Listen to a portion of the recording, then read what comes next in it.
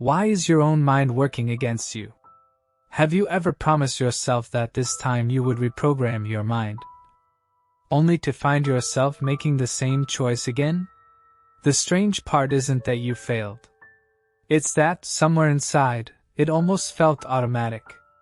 What if your subconscious mind isn't trying to ruin your life?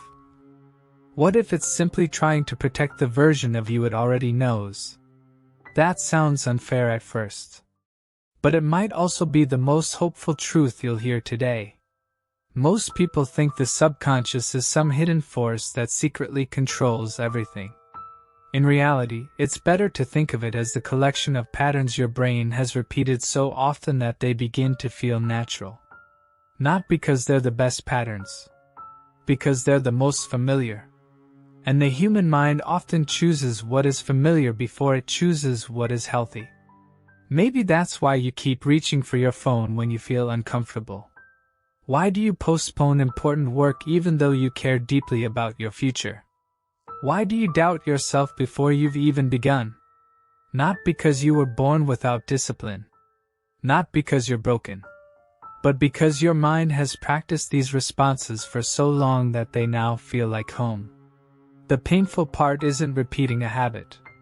It's believing that the habit defines who you are. Every time that happens, you stop fighting a behavior and start introducing yourself as that person. I always procrastinate. I never stay consistent. I can't change.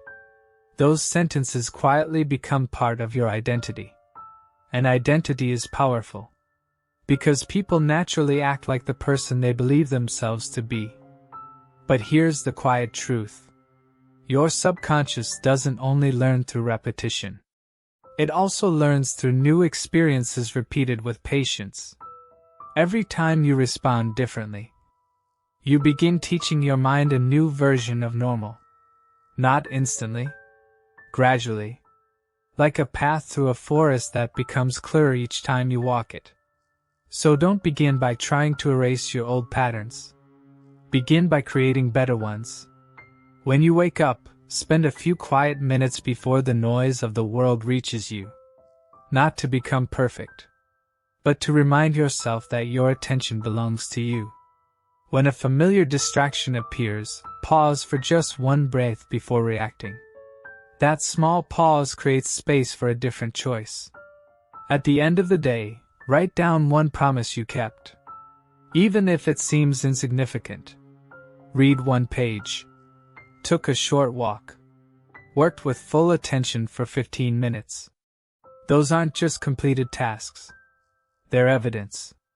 Evidence that your mind is learning something new. Evidence that you're becoming someone who keeps their word.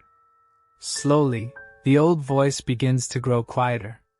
Not because you fought it with anger, but because you stopped feeding it with repetition. The new voice doesn't shout. It simply appears more often. It says, I can trust myself. I can choose differently. I am becoming someone who no longer lives on autopilot. And one day, you'll notice something remarkable.